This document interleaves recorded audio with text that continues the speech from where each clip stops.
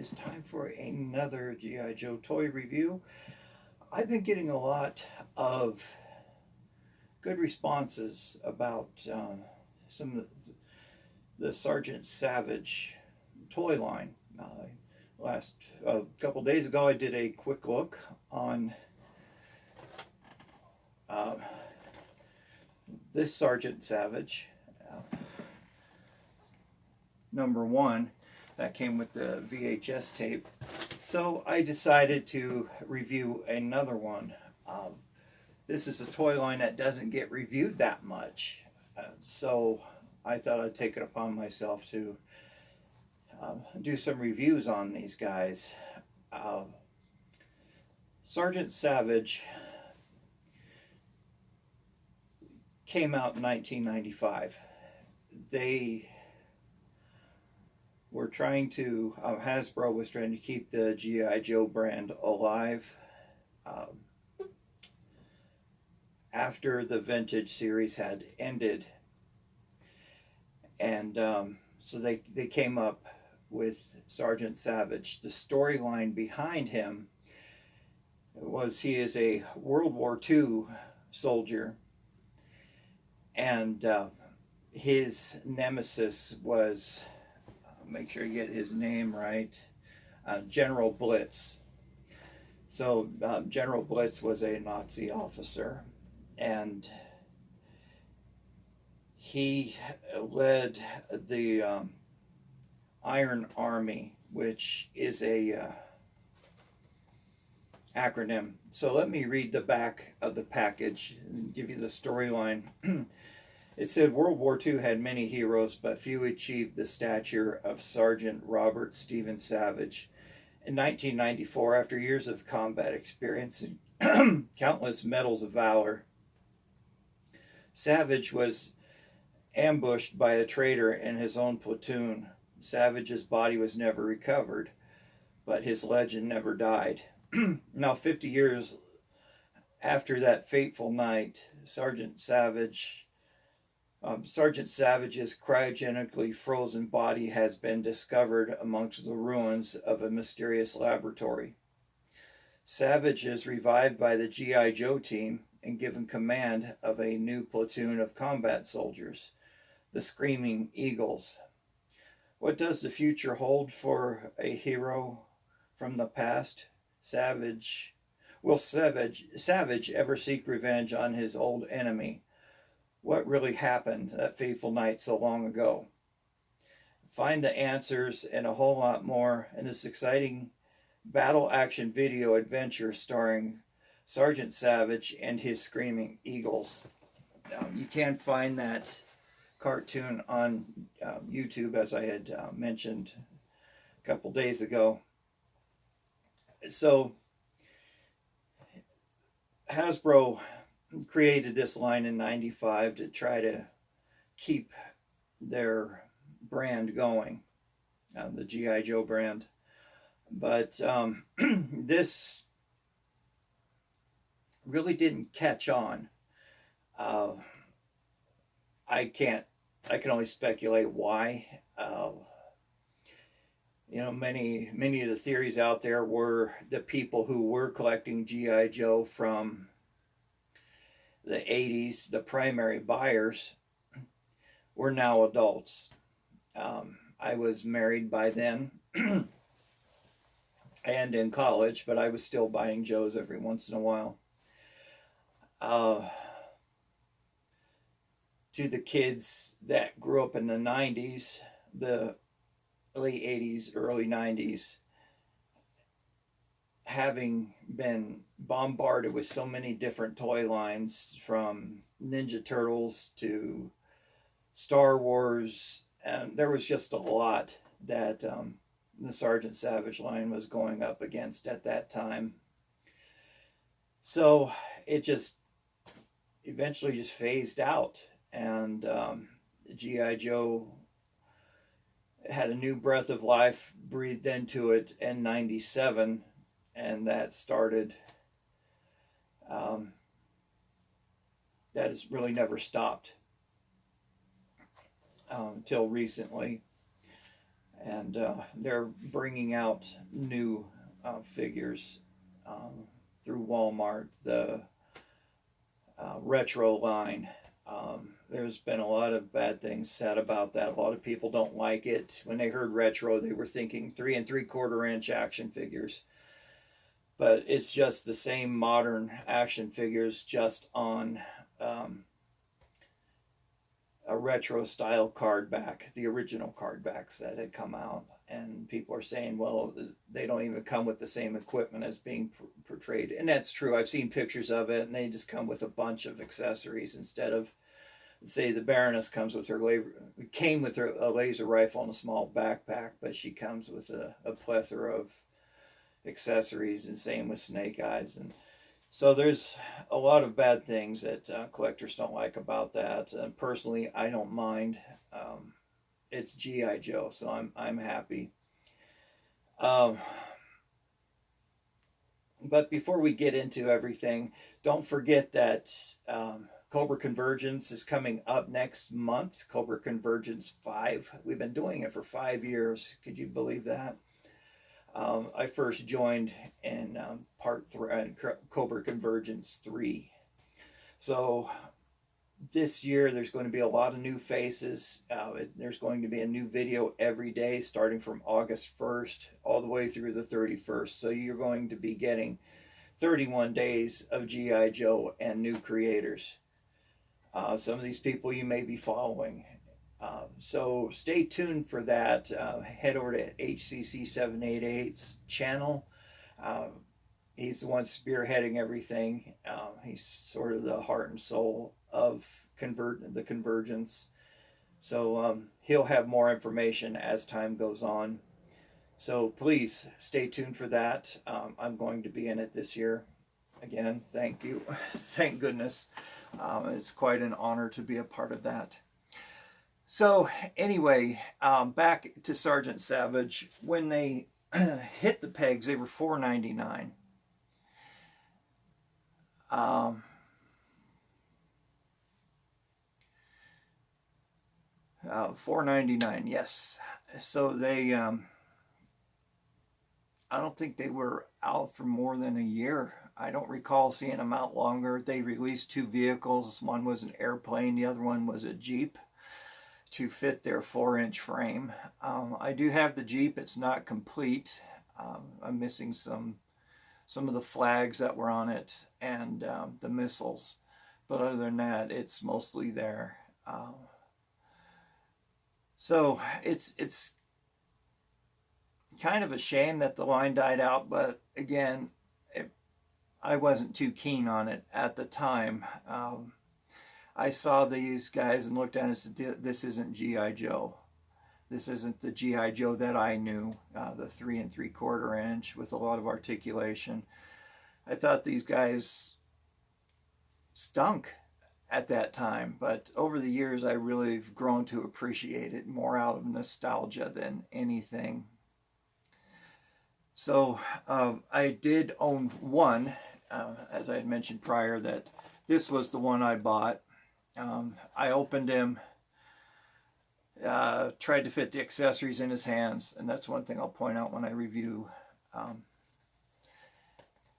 the Stormtrooper,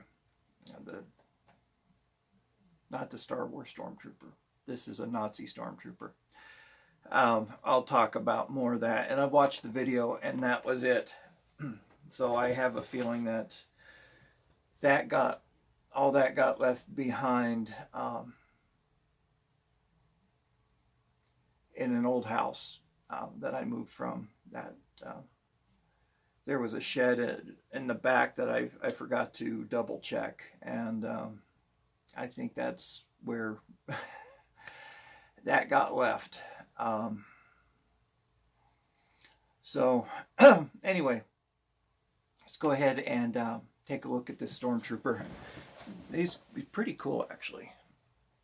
Here he is, the Arctic Stormtrooper. This was a part of the second wave. The first Stormtroopers were black.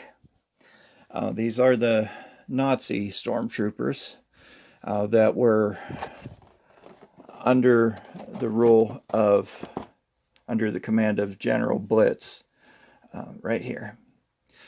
So let's go ahead and read his file card down here first.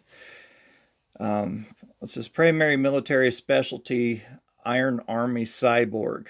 Secondary military specialty, Arctic Commando. It says, I've only had the displeasure of meeting up with these frigid foes once, and once was enough. The Screaming Eagles and I were on routine maneuvers in the Arctic Circle when we were unexpectedly attacked by an entire platoon of them.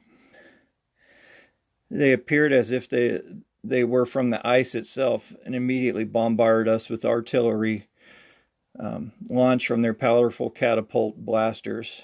Thanks to D-Day and dynamite, we managed to escape unarmed and it scraped a few of the 10-head terrors on the way out. Oh, scrapped, sorry. Next time we meet up with them, we will kick their cans in all the way to the South Pole. Okay, so that was Sergeant Savage talking about his experience with these guys. You can see here, that's the Jeep. So I'm missing the, oh, there we go. I'm missing the flags on that. Looks like a gun right here and the missiles. Oh, and the drop down window. And that airplane's pretty cool too. So let's go ahead and open this guy up. I'll pause the camera for. Right, you can see here that there is a code on the back.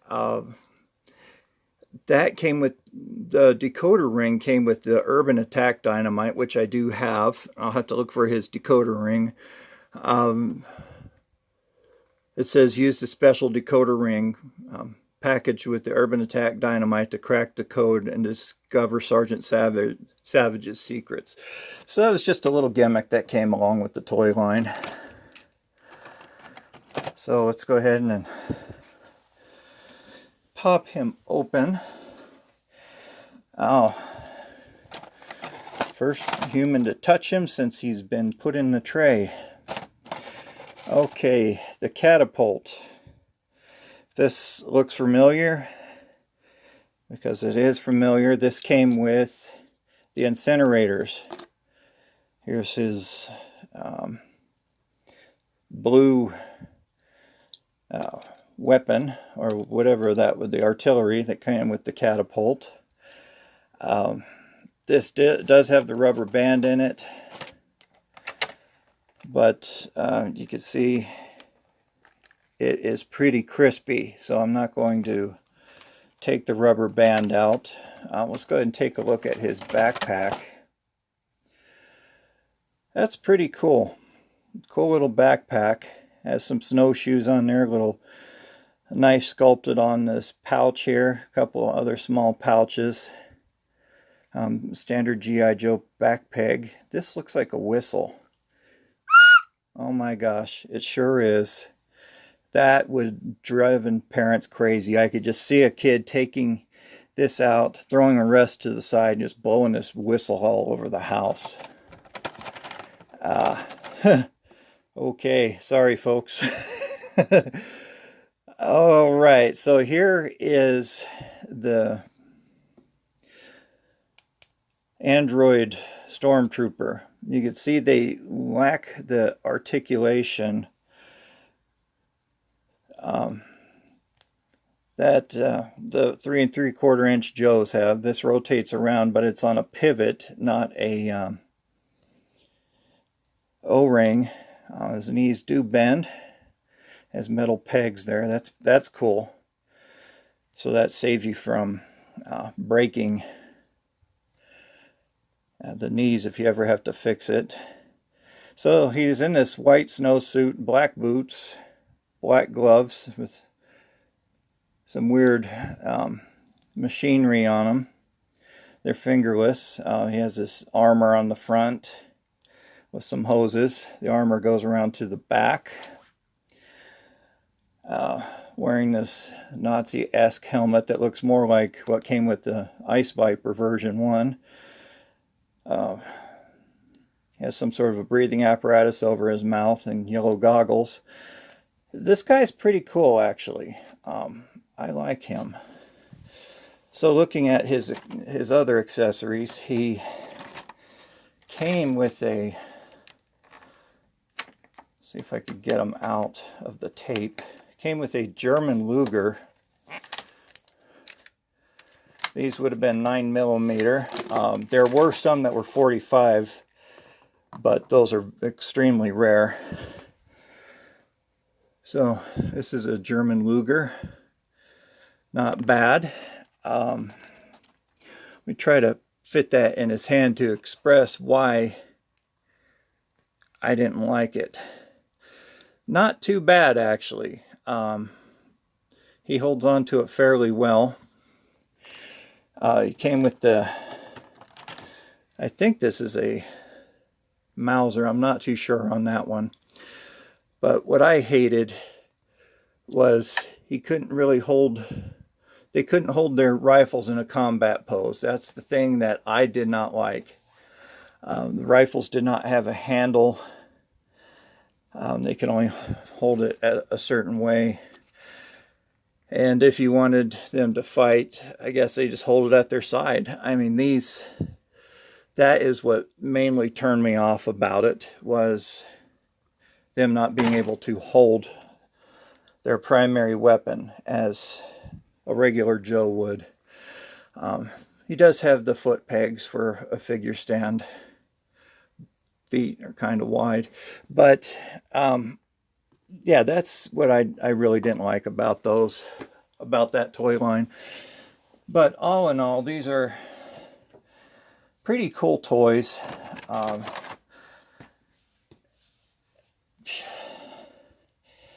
Would I buy more? Oh, you bet. I would like to complete that line, if anything, for posterity. But yeah, run out and get one of these while the prices are still cheap. The more these get reviewed, the higher the prices go. So that's just a theory that I've had. Seen prices go up since people are reviewing. And I've had people tell me, well, I didn't start collecting until I saw such and such channel. Yeah, that's why I picked it up again. I saw HCC788, watched his channel. Brought back a lot of nostalgia, so I started collecting full time again. And I have noticed a trend in prices just over the years. As more and more reviewers come out, the prices have gone up. Because when I started collecting 5 years ago, full time again, I've noticed the prices jumping up $5 to $10 or more on a lot of things. Cream soda Dr. Pepper is not bad. So anyway, I do suggest that you guys go out and buy one of these. They are pretty neat.